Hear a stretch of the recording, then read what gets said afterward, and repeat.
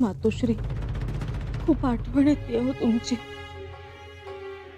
गाय हंबरली तरी असं वाटतं की पुतळा मातोश्रींनीच आपल्याला हाक मारली. पहाटेच्या रामप्रहरात देवळात घंटा वाजली तरी तुमचाच वास होतो. नंदादीप तेवणाऱ्या शांत ज्योतीकडे पाहिलं तरी तुम्हीच दिसता. कसं कसं विसरावं आम्ही? आमच्यावर एवढी माया केली, कधी रागावला नाही, पण जाताना जातो म्हणून गेलात. जाताना मायेची पाखरही घेऊन गेलात. आम्हाला नाही करमत मातोश्री, आणि कधी करमणारही नाही. पावलोपावली तुमची आठवण येते. युवराजांच्या मागे खंबीरपणानं उभ्या राहिला. आबासाहेब गेल्यानंतर सती जाण्याची इच्छा असूनही थांबून राहिला. पण मातोश्री, त्यामुळे तर युवराज सावरले, त्यांना दिशा मिळाली. मातोश्री, जाताना नुसता आशीर्वाद नाही, तर देवही देऊन गेलात आमच्यासाठी.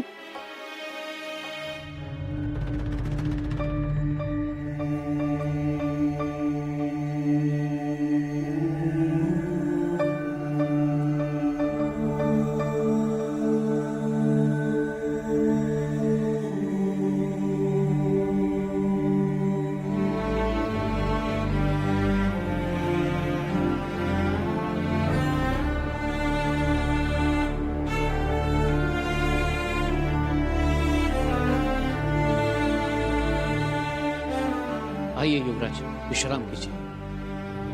देर हो गया, आप खड़े हो। कविराज, गडावरही दान धर्म करायचा होता. या तुळशीला साक्षी ठेव. तुमच्या मातोश्री सांज सकाळ दिसायच्या इथं दिवा लावताना. समाधान वाटलं. जी युवराज, आपण जो दान धर्म करताय, पूजा अर्चा करताय, सहस्र भोजन घातलं, यामुळे मातोश्रींचा आत्मा नक्कीच तृप्त होईल. युवराज, मी म्हणत होतो, अगर आपकी आज्ञा हो तो कुछ कहना था. जरूर. युवराज, आपण सत्तेची सूत्र हाती घ्यावीत. कविराज, सत्ता म्हणजे अपेक्षा, सगळ्यांच्याच अपेक्षा. सगळ्यांच्या मतलब? बाहेरच्यांच्या आणि घरातल्यांच्याही. कारभाऱ्यांच्या अपेक्षा तर तुम्ही तुमच्या डोळ्यांनी पाहिल्या. जी कविराज, आबासाहेब गेले आणि सगळ्यांनी आपापल्या कुंडलीनी जागृत केल्या. आता प्रत्येक जण आमच्याकडे काही ना काही अपेक्षेनं पाहतोय असं वाटतंय आम्हाला. वाटणारच युवराज. जे आबासाहेबांसमोर बोलता आलं नाही ते आमच्या समोर बोलण्याचा प्रयत्न होणार. तसं काही नाही होणार युवराज. बघाच तुम्ही. कविराज, कारभाऱ्यांनी या अपेक्षांची नांदी म्हटलेलीच आहे. आता इतरांचीही दबलेली घुसमट, दबलेले हुंकार, इच्छा, आकांक्षा, महत्वाकांक्षा सगळं सगळं बाहेर पडणार. युवराज, गडावर गणोजीराजे शिर्के आणि हरजीराजे महाडिक यांचं आगमन झालं आहे. सोबत कुटुंब कबिला आहे. अंबिकाबाई साहेब आणि राजकुमारबाई साहेब सुद्धा आल्या. जी. फडावर वर्दी द्या. युवराजींना सांगावा धाडा की यथोचित मानपान करा म्हणून. आम्ही आलोच.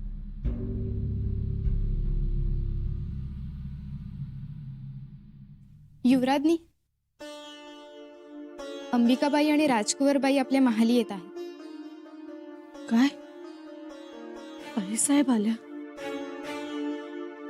पाठव. जी युवराजनी.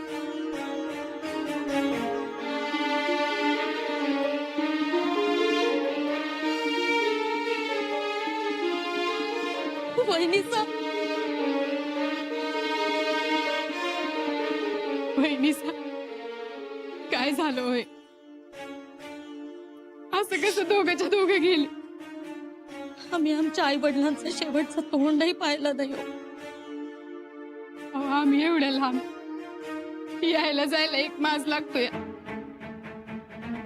आम्ही काय करावं आता? कुठं शोधावं?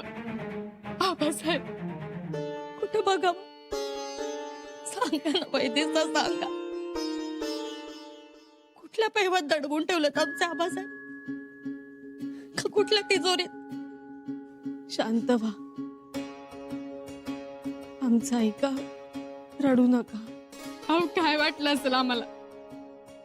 एवढा मोठा आमचा बाप, लाखोंचा पोसिंदा, न सांगता सवरता निघून गेला. आणि त्यांच्या मागे काय राजकारणी खेळकऱ्यांनी खेळली दादासाहेबांच्या खिलाफ. किती तकलीफ दादासाहेबांच्या माग. कधी आबासाहेब गेले, मातोश्री गेले, काही धीराने सांभाळलं म्हणून, नाहीतर कसा सावरला असता डोलारा सगळा. आम्ही तर पोरक्या झालो. आमचा आधार गेला. आमची रुसायची, हसायची, तक्रार करायची एक हक्काची जागा गेली मातोश्री जाण्यानं. वाईट झालं. वैऱ्यावरी अशी वेळ येऊ नये. हे गळ तरी कसं लावायचो? कशा सांधायच्या गोष्टी? बहिणा, आणि त्या कारभाऱ्यांचं काय? ते चौकी पहाऱ्यात आहेत, नजर कैद आहेत. आणि थोरल्या मातोश्री त्या कशा आहेत? त्याही नजर कैद येतात ना वहिनीसा? हो, पण आपण भेटू शकतो त्यांना, त्याही भेटू शकतात आपल्याला. पण ताईसाहेब, तिराईत कोणी भेटू शकत नाही त्यांना. संतापल्या असतील ना त्या? शांत आल्यात आता, पण पुतळा मातोश्रींचं जाणं जिव्हारी लागलंय हो. दादासाहेब सावरलेत का? हो, प्रयत्न करतायत. भरपूर दानधर्म केला, पूजा अर्चा केल्या. होतील स्थिर आता. व्हावंच लागेल. स्थिर होऊन स्वराज्याचा कारभार हाती घ्यावाच लागेल. आम्हालाही तसंच वाटतंय. स्वराज्याची जबाबदारी घ्यावी, तिथंच मन गुंतवावं.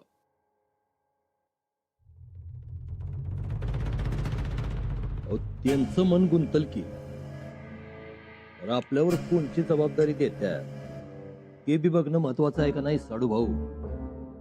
जबाबदारी? अहो, कसली जबाबदारी? अहो, स्वराज्याची जबाबदारी. आणि कसली? अहो, एवढा मोठा रायगड चढून आलोय वर, वायस बसू द्या तरी. मग बघू, जबाबदारी द्या घ्यायची बोलणी करू. फसाल अर्जे राजे महाडिक. इथं एवढ्या गाफीलपणानं वागाल तर स्वतःचं नुकसान करून घ्याल. का तुम्ही आपले शिवाजी महाराजांचे जावई म्हणून खुश आहेसा? तसं असलं तर सांगा आधीच, म्हणजे पुढचं बोलतच नाही आम्ही. अहो, मी काय म्हणतो, आपण आलो या दुःख वाटून घ्यायला. अहो, दुःख वाटून घेऊयाच की, नाही कुठं म्हटलं, त्यासाठी तर आलोय. तर त्याच्या बरोबरीनं जबाबदारी आपण वाटून घेऊया असं म्हणायला लागलो. अहो, ते झालं, पण आता या गोष्टी इथं काढणं बरं दिसत नाही दुःखात.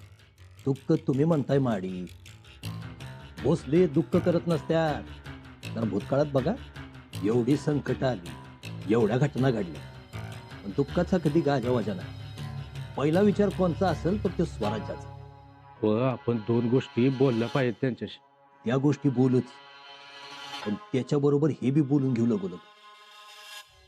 आज बोलू उद्या बोलू करत करत महाराज गेले अचानक. महाराज गेले, त्यांच्याबरोबर त्यांनी दिलेला सबूत गेला, वचने गेली. आता सगळं पहिल्यापासून आलं का नाही सांगा? नाही, तुमचं पटतंय आमासनी. आणि कसं आहे माडी, शत्रुपक्षानं उचल खाल्ली. आता शंभूराजासने निर्णय घ्यावाच लागेल. हा, तुम्ही म्हणताय ते बरोबर आहे. आता निर्णय घ्यावाच लागेल. अहो, आता धामधूम सुरूच होईल. बघा पटलं का नाही तुम्हाला? आज ना उद्या शंभूराजे बसणार गादीवर. त्यांच्यावर 10 मोठी गुलाल उधळला जाईल. आपल्यावर 1 मूठ तरी पडू द्या. हा? त्यांच्या दाराला लागू द्या की खुशाल सोन्याचं तोरण. आपल्या दाराला निदान चांदीचं तरी लागू द्या. जे हाय ते हाय, जे नाही ते नाही. लाडू भाऊ, अहो लयच कोड्यात बोलताय तुम्ही. हो, माडिकासनी कोडी नवीन आहेत वे. या बघा, आम्ही आज विषय काढला आणि आम्हाला तुमची साथ पाहिजे. अहो आधी आमासने भेटू द्या तर त्यांना, मग बघू. तर आम्ही आलो तयार होऊन. या पर लवकर या. वराती मागणं घोडं असं व्हायला नको. आलोच. वाटलंच तुम्ही वा पुढं. हा. जे करायचं ते एकत्र, एक साथ. आम्हाला हरजीराजे माडकांची साथ पाहिजेच.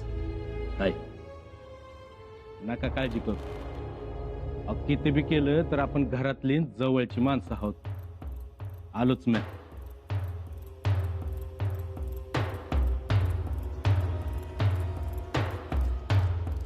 जवळची माणसं, जवळची माणसं, जवळची माणसं म्हणत म्हणत आज पातूर वाटाण्याच्या अक्षता आल्या हातावर आमच्या. कविराज, आम्ही इथे येणार हा निरोप गेलाय ना आमच्या दोन्ही दाजी साहेबांना? जी युवराज, निरोप दिलेत. येतच असतील हरजीराजे आणि गणोजीराजे. कविराज, दोघे गडावर आले याचा आनंदच वाटला आम्हाला. कठीण प्रसंगी आपली माणसं नुसती सोबत असली तरी सुद्धा मोठा आधार वाटतो. जी युवराज. आणि हरजीराजे आमच्या नात्यातले तर आहेतच, पण त्याचबरोबर कर्नाटक प्रांतात पराक्रमाचं निशाण रोवलंय त्यांनी. बिलकुल, ते वीर आहेत, पराक्रमी आहेत, योद्धा आहेत. विराज, जी. सध्या कर्नाटक, जिंजी, तंजावर इथून ज्या खबरा आम्हाला मिळत आहेत त्या आमची चिंता वाढवणाऱ्या आहेत. परंतु युवराज, तिकडे रघुनाथ पंत हनुमंत सारखे मुरबी आसामी आहे.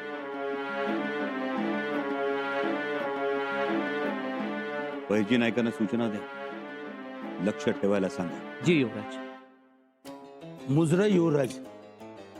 साहेब, आपण जी, या वक्ताला येणार नव्हतो, पण येणं भाग पडलं. बोला. युवराज, महाडचे 2 रंगारी जे सापडले होते त्यांनी औरंगजेबाशी संधान बांधणाऱ्या 2 सरदारांची नावं सांगितली ती. सांगितलं तर आणि एकाला पकडून बी आणलाय. कोण आहे? येसाजी कृष्णाजी. पेश करण्याची इजाजत द्या. इजाजत. ठीक.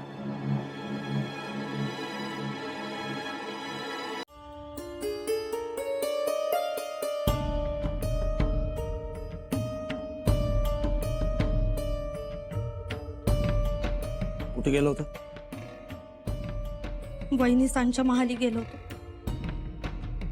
मग काय परिस्थिती आता? दुःखाचं सावट आहेच अजून,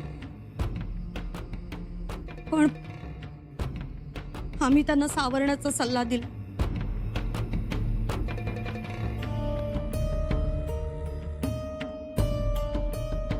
आमच्या पुतळा मातोश्री दिसल्या नाही. आमचे आबासाहेब नाही. आता या सगळ्या गोष्टी आपल्या हातात असतात का? नाहीत, पण वाईट वाटतच की हो. कमाल आहे तुमची.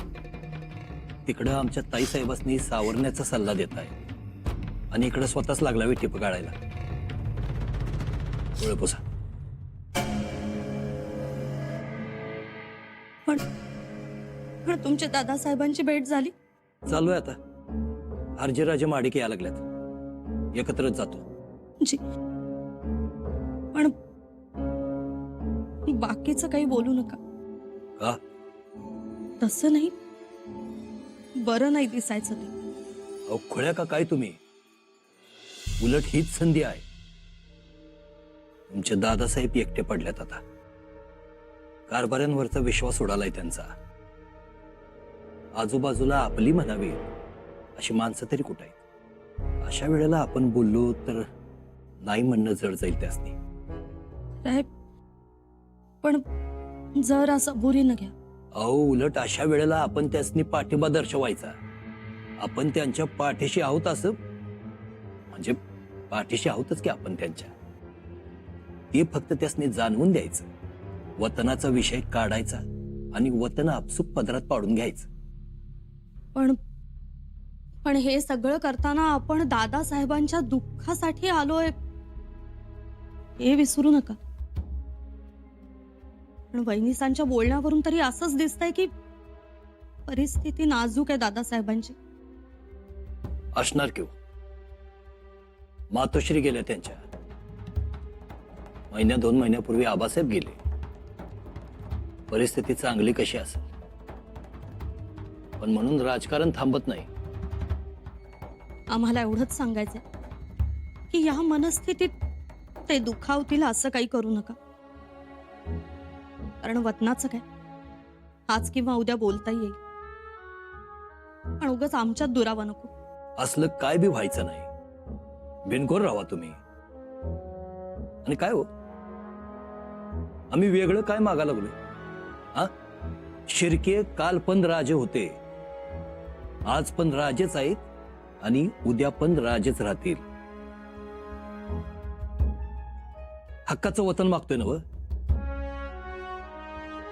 बरं, असं पण नाही महाराज देतो असं म्हणाले होते.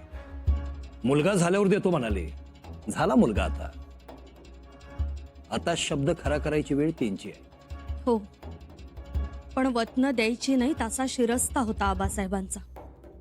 हे बघा, आता तुम्हीच तळ्यात मळ्यात करू नका. येसूंचा पिच्छा पुरवा. या सगळ्या गोष्टी त्यांच्या पचनी पाडा. आम्ही तुमच्या दादासाहेबांचा अंदाज घेतो. बघू काय म्हणतात. मुद्रा युवराज, हे बघा ईसाजी कृष्णाजी. तुम्ही आहात तर ते वतनाचे अभिलाषी. युवराज, खामोश. एक शब्द उच्चारू नका. ईसाजी कृष्णाजी, जाणते असूनही असे नेणत्यासारखे का वागता आहात? गावी सुखी आहात ना? वाडा आहे, जमीन जुमला आहे, 40-50 लोकांचा बारदान आहे. तुमच्या दावणीला शेकडाभर दूध दुभतंय. कशाची ददात आहे तुम्हाला? शिवाय लष्करात सरकारी मानपान आहे तो आहेच आहे ना? जी युवराज. मग कशी ही अवदसा सुचली? का सुचली? विसाजी कृष्णाजी, कशासाठी वतनाची माती उकरता आहात? काय गरज काय तुम्हाला? माफी युवराज, आम्ही वतनाचा विषय महाराजांनी सांगितलं सोडून दिला होता. पण काय? खरं सांगा, नाहीतर खैर नाही तुमची. युवराज, विनंती आपणास विषय समजून घ्यावा. विषय समजून घेऊ. ठीक. मग बहादूर खानाचे खलिते तुमच्या वाड्यात येतात, तोही विषय समजावून सांगा. युवराज, त्यांनी स्वतःहून तो खलिता पाठवला होता औरंगजेब बादशाह शिक्क्याचा. आणि तुमची गेलेली वतने परत मिळतील असा विषय येतात. मग तुम्ही काय म्हणाला? आम्ही का म्हणणार? आम्ही वतन मागितलं तर त्यांच्याकडे नाही, तुमच्याकडे मागू. जर तुम्ही दिला तर घेऊ बी. बस. एक गोष्ट लक्षात घ्या, महाराजांनी अफजल खाना आधी वतनदारीचा वध केला. अन्यायी वतनदारीचं थडगं बांधलं. आमच्याकडून वतनदारीला संजीवनी मिळणार नाही. कुणालाही वतन मिळणार नाही. युवराज, बिल्कुल सही निर्णय है. विसाजी कृष्णाजी, यापुढे वतनाची अभिलाषा दाखवणारे खलिते आले तर ते चुलीत घालायला शिका. आपल्याला महाराजांनी दाखवलेल्या वाटेनं पुढे जायचं आहे. वतनाच्या किसभर तुकड्याची हाव धरू नका. हे स्वराज्य तुमचं आहे, ही गोष्ट ध्यानात ठेवा. ही शेवटची चूक. यापुढे वतन मागण्यापेक्षा यत्न करा स्वराज्याच्या रक्षणासाठी. कोणत्याही परिस्थितीत कोणालाही वतन मिळणार नाही.